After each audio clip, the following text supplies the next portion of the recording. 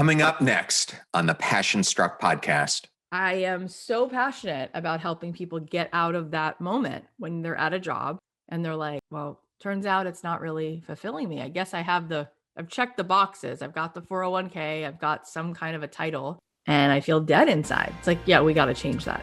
Welcome to Passion Struck. Hi, I'm your host, John R. Miles, and on the show, we decipher the secrets, tips, and guidance of the world's most inspiring people and turn their wisdom into practical advice for you and those around you. Our mission is to help you unlock the power of intentionality so that you can become the best version of yourself. If you're new to the show, I offer advice and answer listener questions on Fridays. We have long-form interviews the rest of the week with guests ranging from astronauts to authors, CEOs, creators, innovators, scientists, military leaders, visionaries, and athletes. Now, let's go out there and become Passion Struck. Hello, everyone, and welcome back to episode 149 of Passion Struck, recently ranked as one of the top 5 alternative health podcasts in the world. And thank you to each and every one of you who comes back weekly to listen and learn how to live better, be better, and impact the world. If you missed our episodes from last week, they featured Dr. Michael Slepian, the author of the new book, The Secret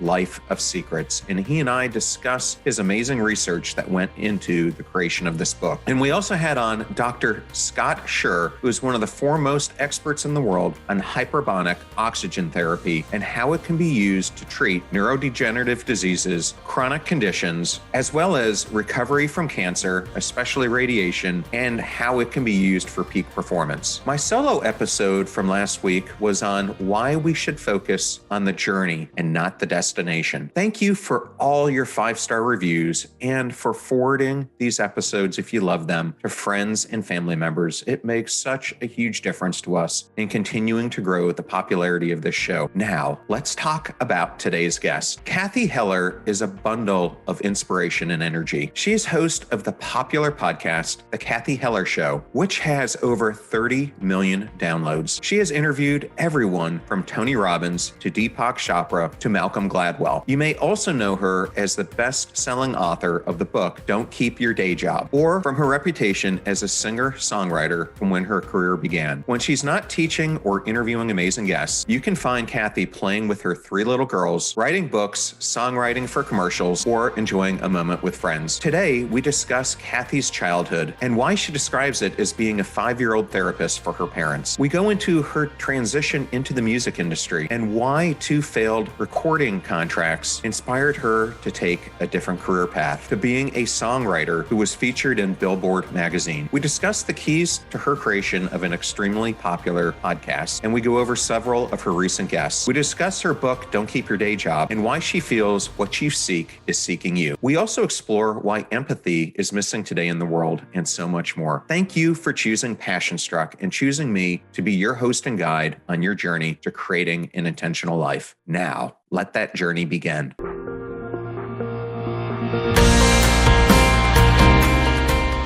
I am so ecstatic to welcome one of my favorite podcast hosts, Cathy Heller, to the Passion Struck podcast. Welcome, and thank you so much for being here. Thank you so much for being such a loving, conscientious person.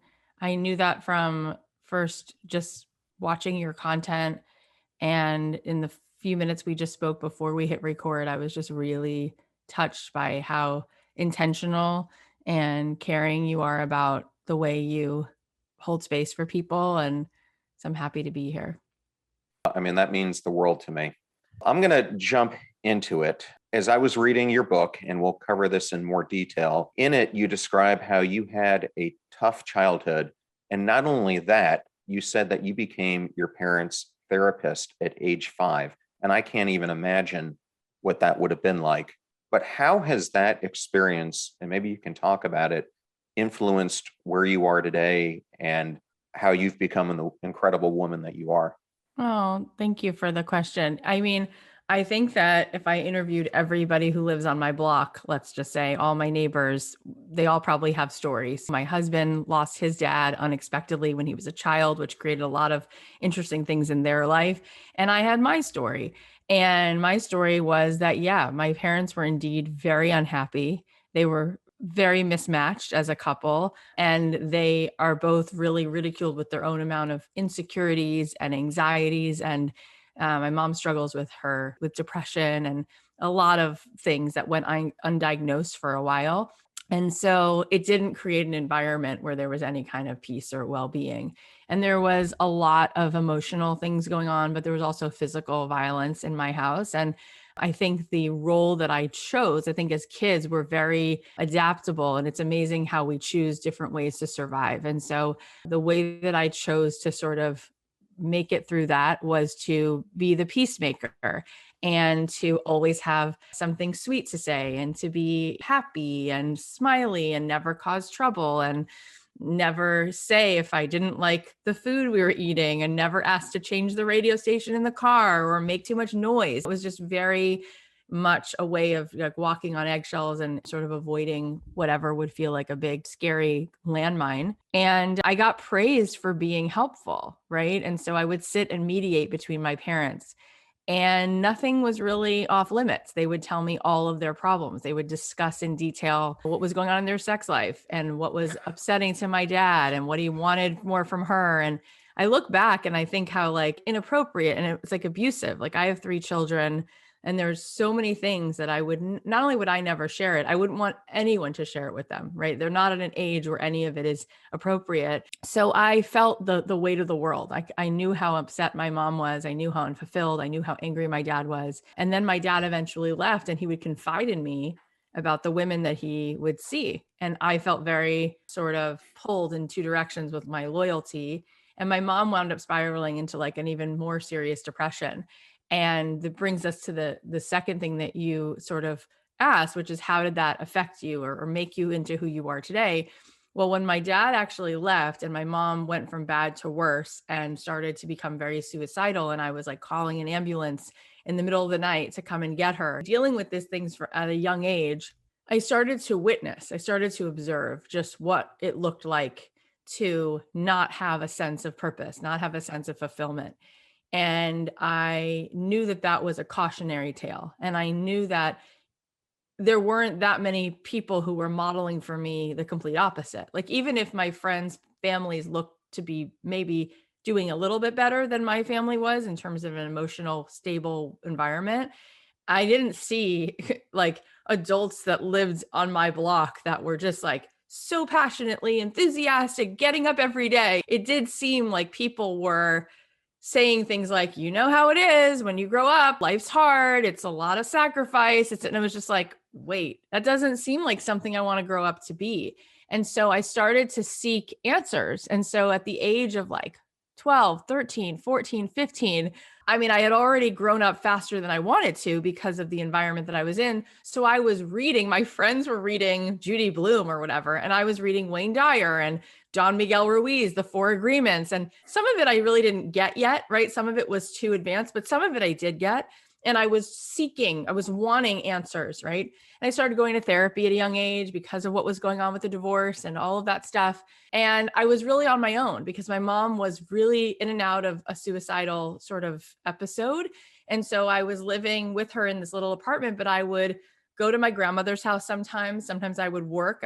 I got 2 jobs at the age of 15 so that I could be out of the house and making money because we didn't have any money. And these books and seeking wisdom really helped me a lot. And I think it's so much wrapped up in what I do, right? Number one, I have a tremendous amount of empathy.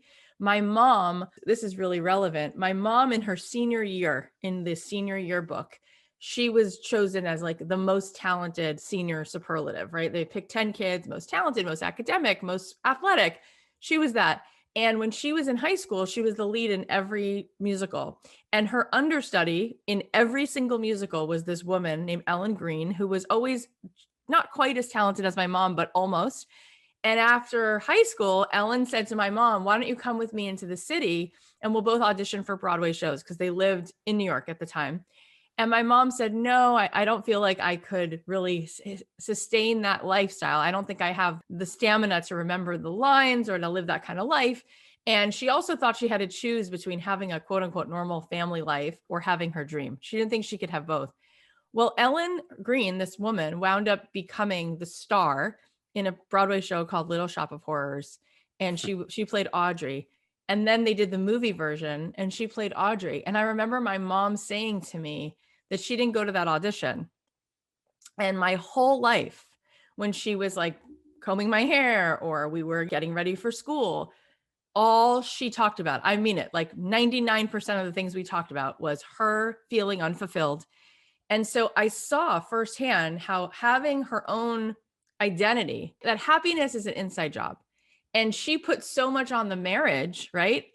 And blamed my dad for so much of what was just missing inside because she wasn't living in integrity with herself. And there was nothing that he could do to fulfill that. And he was also wrapped up in his own stuff and drinking too much, and he's got his own stuff. So together it was just like a tornado. But as an adult, when I started to leave the house, I thought, I'm on a mission to, number one, I want to live in integrity. I want to be my authentic self. I don't want to have to choose between doing a dream that's inside of my heart or having a family. I know that there's a way, there's got to be a way to be both. And I really wanted other people to feel that the gifts that were inside of them should not be dying and collecting dust, that the things that are inside of us, that is a rite of passage, there's a whisper there that we are, I believe that we are assigned. I wound up after college going on a trip to Jerusalem, which was not so out of character because I was studying world religion and philosophy, which just to continue sort of my search for meaning, I studied that in college, wound up going to Jerusalem, stayed there for 2.5 years. And one of my rabbis said something so beautiful, which is, we are each a masterpiece, a piece of the master. And that we all come into this world with a different imprint to make, which is why we each have a different fingerprint, right? There's no evolutionary need for that, but it's a little wink at the idea that we have a soul, we have something inside us that's unique. And I think that the reason my mom was so unfulfilled is because we all deep down know that we were put here to contribute. We were put here to feel seen, and we feel the most seen by making something better, by touching someone else. And I think that's so incredible because nature, as beautiful as it is, I don't think koala bears or kangaroos are thinking to themselves, gosh, I really want to impact the world. But every time I've ever spent a substantial amount of time with any human being, there's a baseline need to do that. And that's like the most fulfilling possible thought is, well, I don't know. Between where they are and that, there's a lot of, I don't think I'm good enough, or I don't know that anybody needs me. But deep down, if for whatever reason they felt they could, in fact, express some unique gift and change the world, make it better, that always lights up a person like a Christmas tree. I think that is why I am relentless at helping people see that they do have an exponential amount of talent, and that everybody has Michael Jordan strength at something, and that there is indeed a way for them to use their hands, to use their voice, to feel fulfilled and to make the world better. And I'm certain that all the things that happened were a blessing for me, because it all led to me waking up the way I am now, feeling so grateful that I get to live out this assignment to help people find their life's work. Yeah, and don't you feel just so much more inner peace when it's not about you and it's about just trying to do what you can to help other people end their suffering and find joy in their lives? It's a night and day 100%. transformation. 100%. And I remember having Bob Goff on my podcast, and he was talking about how it's really just about raising your hand and being available. Like Seth Godin has this beautiful piece where he says, imagine if you were a lifeguard and you just got done with training. So you've been a lifeguard for 3 days officially, and you're sitting next to the senior lifeguard, and the senior lifeguard says, I'm going to go take a break for lunch. You got this. You've gone through training. It's now your 3rd day. You'll be fine. And just as soon as the guy gets up to go, somebody starts to drown. There's a little kid drowning. Nowhere in this person's mind would they think, oh, I'll just wait for the other lifeguard. Who am I to jump in there? I'm not seasoned enough. They would just dive in, right? Just dive in the water, just do their best. And I think what happens is we all create, right? We all create an ego. Anything psychological, whether you read Freud or you read, like I mentioned, Wayne Dyer before, read anything, right? We have a part of ourself that's constantly trying to protect ourselves from danger. That's the brain does that, right? And so part of what it's doing is always like overanalyzing. Well, you might make a fool of yourself. And it's obsessed. The ego is obsessed with the self, but the self with a small s, the self with a capital S is the part of you that's beyond your ego, right? When I had Deepak Chopra on the show recently, he said, okay, so who really are you? Are you the zygote? Are you the 8-year-old version of you? Are you the college version of you, right? You think of any time in your life, you always had a different hairstyle, you had different friends, you ate different food, you like different music. So what's the same? The same is the part that's not the ego, not the fictitious character you play, right? It's not the Cathy Heller, whatever story of the day is makes up who I am, the roles I play. Who I am is the part of me that's always been there since the second I was conceived, right? It's this life force, this energy. You could call it consciousness, you can call it a soul. That part of us, the default is just to show up, just to be generous. It doesn't worry about being good enough, right? And so, yes, it's unbelievably satisfying when you're not obsessed. I now see imposter syndrome as being what it is. It's the most egotistical state. It's all self-obsession with the small self. When you're in a state of open-heartedness, when you're in a state of generosity, when you're in a state of just service, passion, compassion, love, joy, enthusiasm, you can just show up and give. It's so easy. It's so effortless because you're not thinking about, well, how am I going to look? Well, what if I fail? You're not interested in yourself. You're interested in the big self, the one self, what connects us all.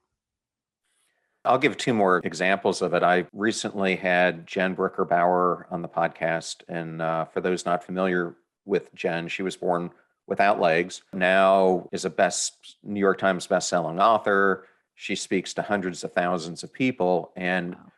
it's really because her parents taught her you can't put can't in your vocabulary. So her whole life's mission now is to go out and teach people that everything is possible, and she's doing it just in droves. People just flock to see her. And this past week, I did a solo episode. I'm not sure if you know who Lizzie Velasquez is. Well, I used her as the example. And if the audience isn't familiar, when she was around 17, she happened to go on YouTube and saw a video that had gone viral with her image on it, 4 million views, which said, "The world's ugliest human being." Of course, she went through a tremendous amount of self-healing as a result of that, but she's one of only 2 people in the whole world who have this rare disease that she can't gain more than 60 pounds.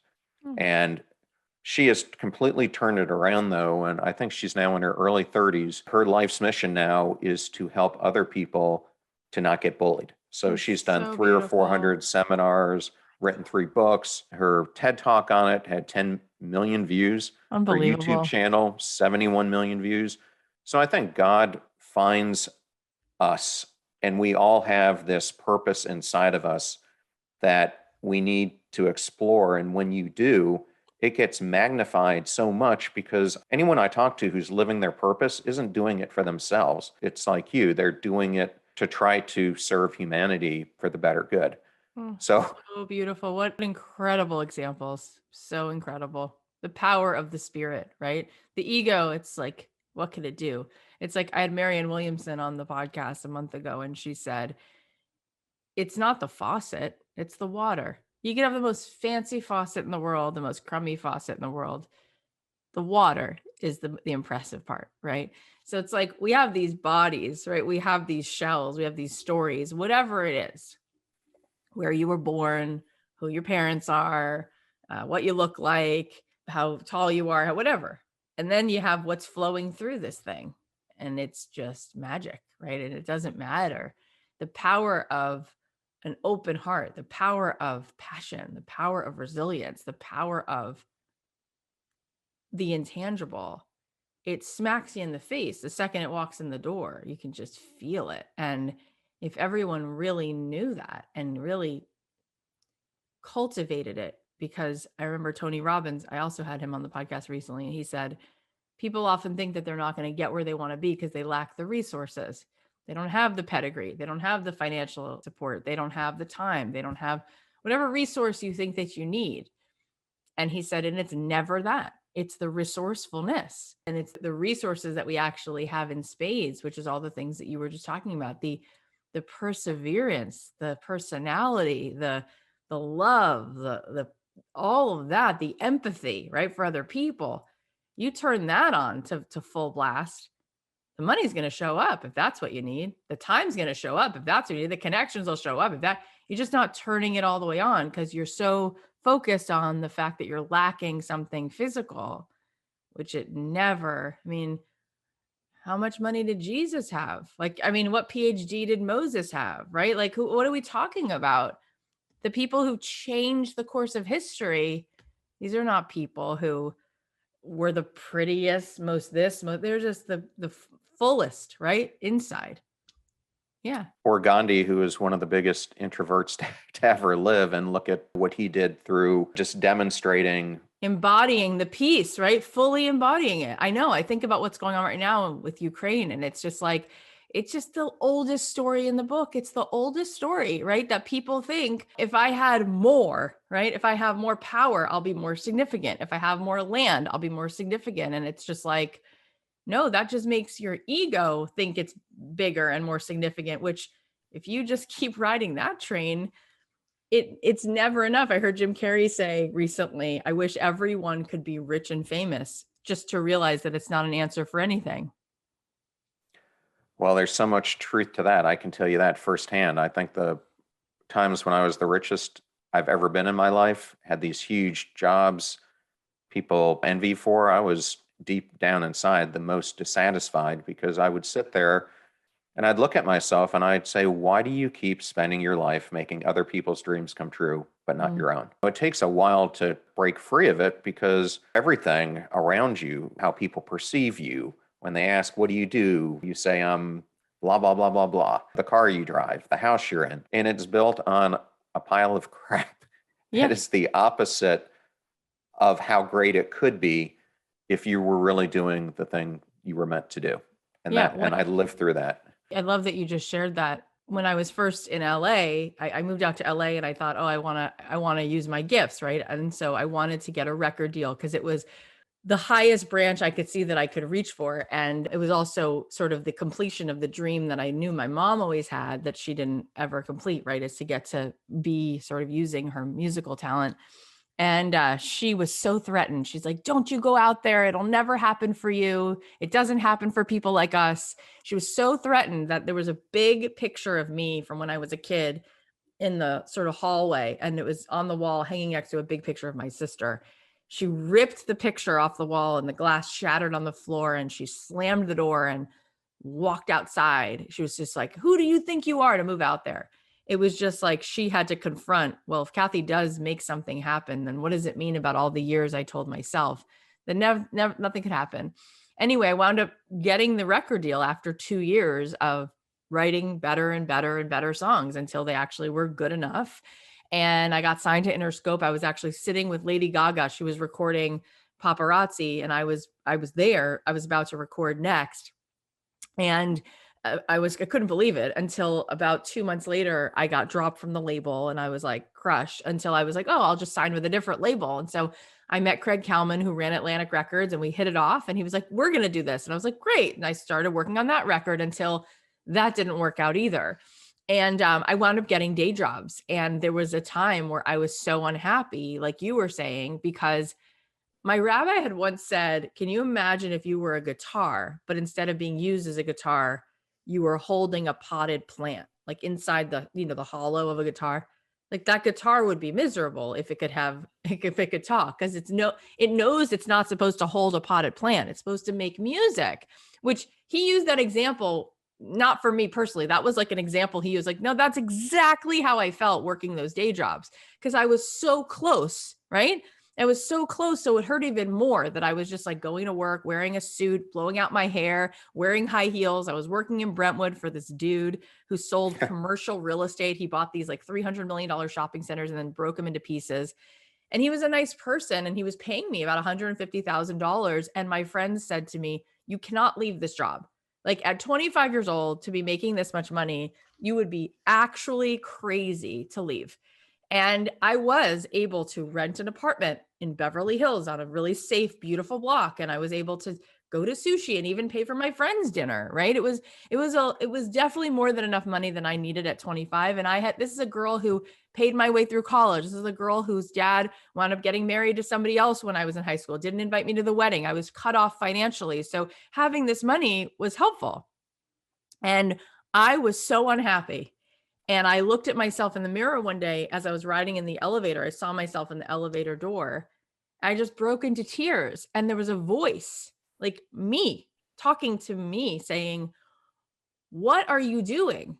This is not okay." And everything in my life felt like a part I was playing. The guy I was dating, I liked him on paper, but I really wasn't into him. You're like, you kind of make sense, but I'm not, like, I don't feel like you're my person.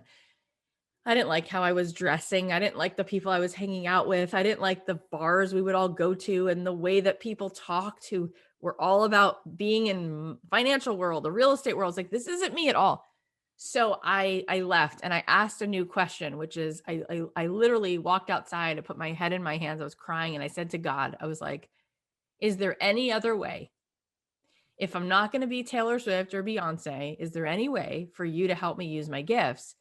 And Tony Robbins had said on one of those tapes I was listening to in high school when I would listen to all those self-help books, I remember the tape in my car and it said, if you ask a new question, you're going to get a new answer. And so that became the new question. Is there any other way? I had never asked that question. Is it only be a rock star or nothing? Because I think a lot of people think, well, I either get lucky and I become Michael Jordan or I don't do anything with basketball. It's like, well, wait a minute. You could manage a team. You could work for Madison Square Garden. Ooh, that would be fun. I love the sport. My husband worked at Fox Sports for 15 years. Like he was never going to be in the NBA, but he got to do something that was like really fun. There's so many degrees between where we are and what we think is the only end all be all. And so I started writing music for TV shows. I read an article about people who were licensing their music to shows like Grey's Anatomy and Dawson's Creek. And I started to do it. And I started to write music for Target commercials and Hasbro and Walmart. And I was making, no joke, every time I would write a song, they would give me 50 grand, 70 grand, just for the license, just for the right to use it. And next thing I knew, I felt so rich. It wasn't about the money. It was, I'm off the hamster wheel. Like people say, what do you do? And I'm like, well, I write music. Like, you make money doing that? I'm like, I make $400,000 a year doing that. So for a whole decade, I wrote music for film and TV. And I had my daughter, and then I had my next daughter, and I got married, and I met a better person who really was my person, who, by the way, was always, this is what's so funny. He was living next door to me in those years when I was working that stupid day job. And he remembers thinking, oh, I would never date her. Because he said to me, you looked like you sold timeshares. You looked like a fake cardboard, like a mannequin who's like playing a part. And he was totally right. He's like, I didn't think you had a lot of like meat to you. And I was like, oh my God, I was driving this white CLK Mercedes. We all drove the same car. Like in real estate, everyone played this role. And then as soon as I became myself, we started to become friends. And then he was always next door. It was so weird, right? I couldn't see him because I wasn't myself. Anyways, people started asking me, they would see me, actually it's sitting on my desk, but I was featured in Billboard magazine.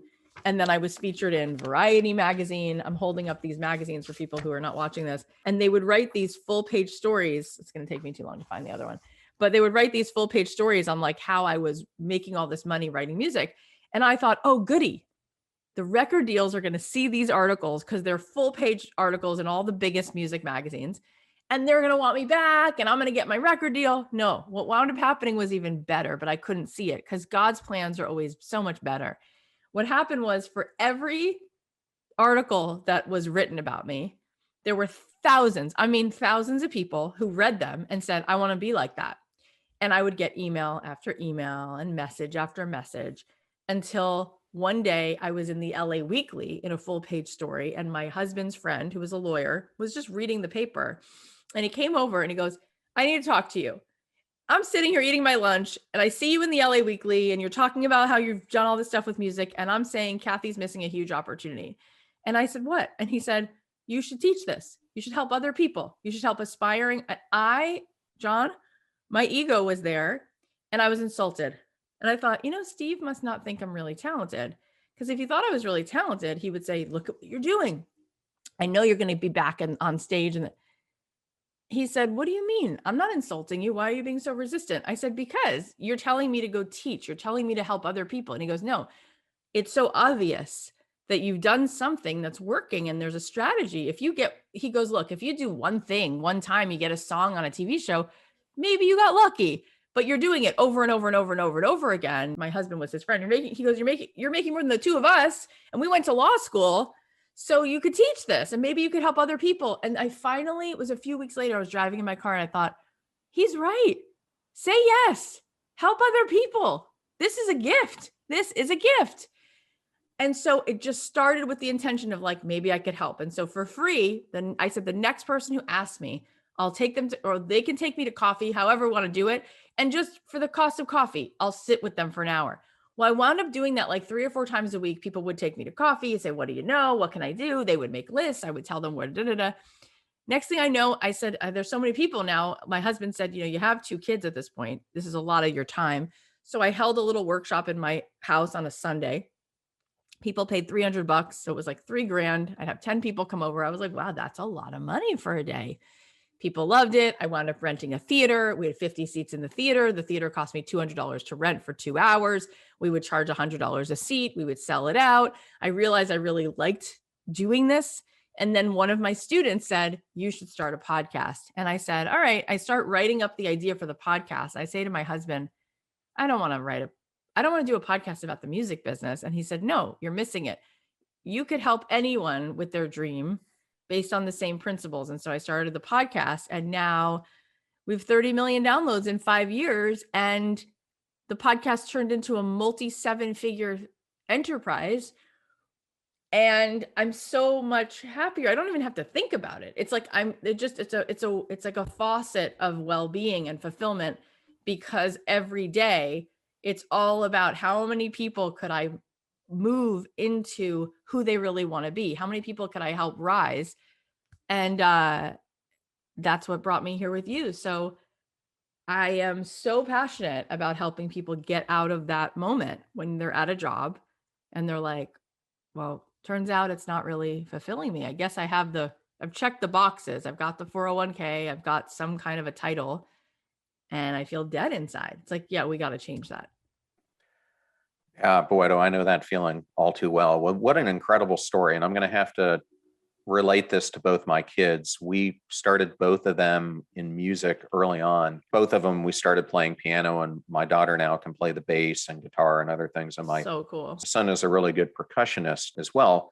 But I think he more so than my daughter has some stage fright. So he's kind of always wanted to be in the music industry and didn't know where he could play. But he has written like 200 songs. I'm like, the songwriting deal is the deal. You can make the most money.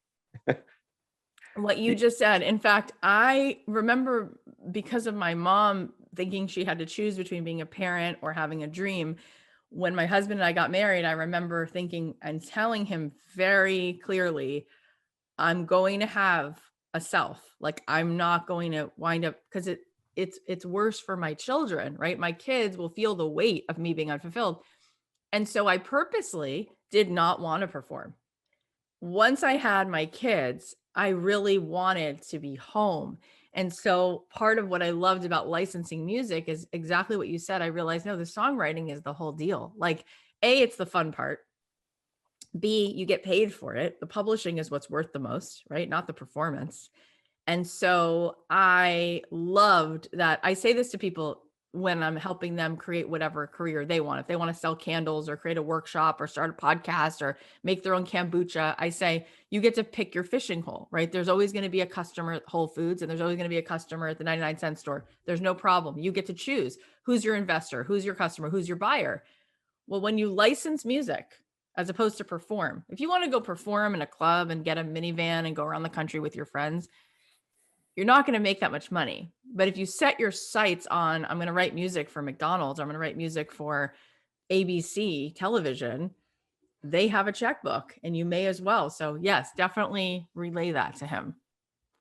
I definitely will. For an audience member who doesn't realize how popular your podcast is, and I think of 30 million downloads, and I'm just in awe. I started mine a little bit over a year ago in February, and we're just at 500,000. And That's people ask me, wonderful. how'd you get to 500,000? And then I like see where you're at, and I'm just like, how in the heck do you go from A to B? But if someone isn't familiar with your show and you recently changed the name to the Cathy Heller Show, which I'd love to hear why. But what I love about it and what drew me to listening to it is just the raw emotion that you demonstrate on the show. And if someone has never listened to it, I would recommend two episodes I recently downloaded, one with Gabby Bernstein and the other with Deepak Chopra. And I loved in the Deepak one how emotionally vulnerable you were about having an idol of yours on the show. And the Gabby one, it was just tear-jerking to hear your conversation about her losing her baby. For you to get people to express those things, grief and other things like that, on your show is a true gift. Do you think that's part of the reason it's taken off like it has? Yeah, I do. There's a line in the Talmud that says that words from the heart speak to the heart. My friend Adam Grant says, you don't have to say something new if you say something true. And everybody who's listening probably can think of many people who've said the same things, but then there's somebody who says it and for some reason you hear it. When Gary Zukav was on my show and he said, we think that there's something called cause and effect, and the cause creates the effect. He said, but it's the intention that creates the effect, because three people could do the exact same thing, but the effect will be different based on the intention. And so just like I said to you, you have a gift, right? As soon as I came on, I could just feel the respect and the love. And when you do that, it's immediate and it makes the other person feel seen and safe. And so I do think when people are like, so what online strategies for marketing do you do? I'm like, you're going to think this is crazy now, but it's called love. When I'm with you right now, or when I'm with the woman at the checkout counter at the grocery store, or I'm in an Uber, or I'm talking to Gabby Bernstein or Deepak Chopra, whoever it is, I'm there. And it's not about an agenda. It's about the connection, like being right there. And it's the most incredible gift. Each person is such a gem, right? And when the podcast started, for whatever reason, I do it more now, but for whatever reason then, I did not think of what's the return on this in terms of like, how are we going to get all these downloads? I just thought, I'm going to do this, period. And so I did. And then it got featured by Apple. And then it got featured again. It's an interesting story. My agent said to me, she's going to be at Podcast Movement this weekend. And she's like, are you going to be there? And I said, no, I've spoken there before. And when I spoke there, this is 4 years ago, I didn't know what I was doing. I couldn't believe they asked me. I spoke in a small room about sort of starting a podcast. And everybody who was there kept saying, ooh, you got to walk the floor. You got to network. And the person you really got to meet is the guy who runs the Apple podcasts. He's here. You got to meet him. And I felt there was such a kind of gross, pressure-filled energy in the lobby where people kept trying to. So during my break, we were at a convention center. I walked out of the lobby into a different hotel just to have an iced tea. And it was quiet in there. And would you believe I'm sitting next to a guy? And he and I both had the same badge, you wear when you're at a conference. So I knew I couldn't see what was on his badge, but I knew we were both at the conference. So he turned to me and he goes, you had the same thought as me. It's crazy in there, right? And I said, yeah, everyone in there is just like, they're trying to give each other their card. And it's all good. It's just that energy for me, it's intense. And I just wanted to step away. I said, I like it in here. It's quiet. So we start talking. He said he's from the Midwest. I said, my husband's from Chicago. I love Midwesterners. They're salt of the earth. We start chatting. We're talking about our favorite podcasts. We're talking about what makes us sort of tick. And then he gets up to leave and he hands me his card. He was the person from Apple. He's the head of Apple Podcasts. He said, I really like you. I could cry thinking about that. And he's like, you're going to do just fine. And it makes me cry because it was like, when they zig, you zag, right? So then he follows up with me. He invites me to come to the Apple headquarters. They have a place in Culver City. So I go and they treat me to lunch. And he says to me, I started listening to your show. I love it. And he says, would you come to New York to speak at the podcast upfronts where like Ira Glass from This American Life and Dr. Phil had a new show. And next thing I know, I'm having dinner with him and he goes, can I show you the new ad that Apple is going to run for the podcasts to show people about podcasts and how they can download it? I was like, this is insane, right? That's called magic. And Yes. that's what happens when you stop worrying. This is what the ego does. This is the agenda I need. This is what I need, right? The world is scarce and I need to get mine and I got to hustle. No, when you actually drop fully into this is what matters. This is who I really am, right? Really. And whatever then is the best of this world, right? I'll connect with that. You let go. I've had literally 1 zillion experiences like that. What an amazing story. If we had more time, I would tell you about an almost exact story I had. I was trying to break into the Top Gun community, went to a conference. Okay, I'll just do a short version of it. Tell me, I love it. And I'm not one of these people who likes the networking. I would rather, instead of giving out 1 million business cards, find one meaningful conversation, spend my time talking to them. Well, I see this person wearing a Corvette jacket, and I loved Corvettes. So we just started talking. Didn't really talk about work at all for about 15, 20 minutes, then asked what I did, and then said, do you know anything about how to do distant education? And I'm like, yes, we just delivered the biggest program for anyone in the world. And he goes, well, I'm the head of Top Gun, and I'm here looking for a partner. And needless to say, under 18 months later, I had a $5 million deal. It's now a $100 million a year program for Booz Allen. And unfortunately, I left them, or else I would have been like super rich. It's the same kind of thing. But it's when you've got those opportunities. That's so cool. Yes. It kind of just gives you goosebumps. In the introduction, you talk about how so many people are getting caught in the matrix where other people are telling them what their worth is. How can you break free to understand your true worth? Well, this brings us back to that conversation with Deepak because his new book is called Abundance, The Inner Path to Wealth. You have to understand context. Deepak Chopra was born in India, where there's the most amount, I don't know if it's the most amount of poverty, but it could be. I don't know. I don't know the data. So he's not a person who's cavalier talking about wealth, right? He knows what it's like for people to really not have. In this book, he lays out what I've always believed, what I've come to know a lot more recently is really the truth, which is we never get what we want. We get what we are. And we've been talking about it already, but who we are is not this story. It's not this ego. And this idea of like, what are we worth, right? When you really connect with that part of you, like he said to me, and you heard it on the podcast, I told him that it's been really helpful for me using his I am meditation. And it's very simple and anyone who's listening can do it, which is he says, say first your name, I am, you would say, I am John Miles. I would say, I am Cathy Heller. So say that 3 times. I am Cathy Heller. I am Cathy Heller, right? He goes, now just say, I am. That part of you is infinite. That part of you is totally whole. That part of you is not lacking anything. That part of you is loving, right? That part of you is healing. That part of you is goodness. That part, right? That's our worth. It's called infinite. And to bring up what Marianne Williamson said, again, the second thing that she said that I thought was really powerful was that we look and we think, oh, I'm a wave next to other waves, right? But if you know the ocean, it's like each wave is completely connected and part of the other waves, and it's completely connected to the ocean itself.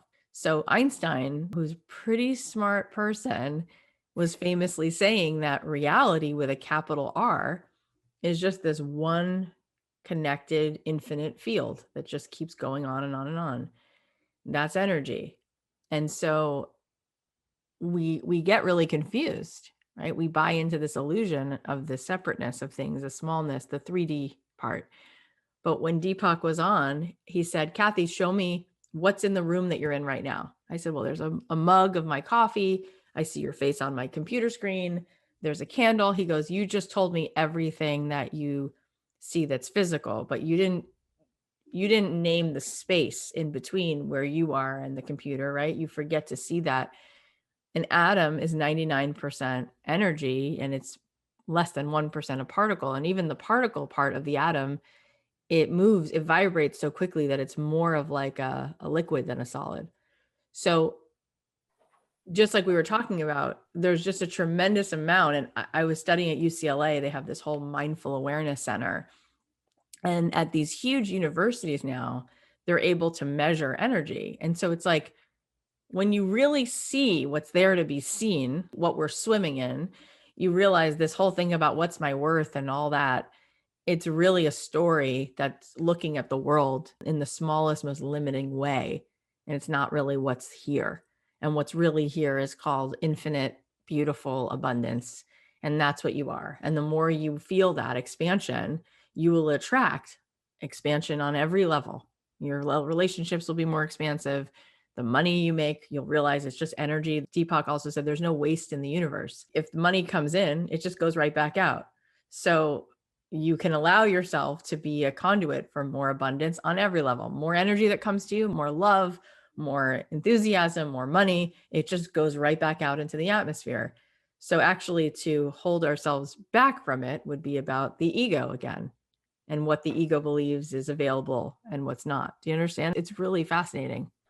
It reminds me of something, a line you had in the book, which I loved, which is what you seek is seeking you, which I thought was a Rumi really quote. great Yeah. point.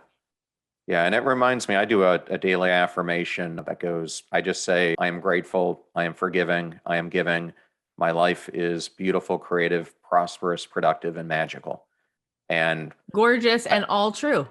And I try to say that every day because sometimes it's hard to be filled with gratitude for the things you have, like you pointed out, what's around you in this room and everything else. You end up taking it for granted instead of living in the moment. I'm going to ask you one last question. We touched on this a little bit earlier in the podcast, but I wanted to revisit it. My solo episode this week is on the importance of empathy.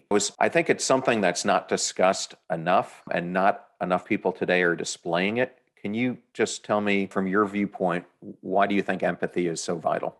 Oh my gosh. I mean, I think that that's what's missing. I think that's really what we need more than anything else. In fact, we live in an empathy deficit. You can talk about the economy or you can talk about anything else, but the real problem is there's an empathy deficit because we are one. What I notice is that when you talk to people who feel sad, they feel alone. When you talk to people who feel sad, they don't feel needed.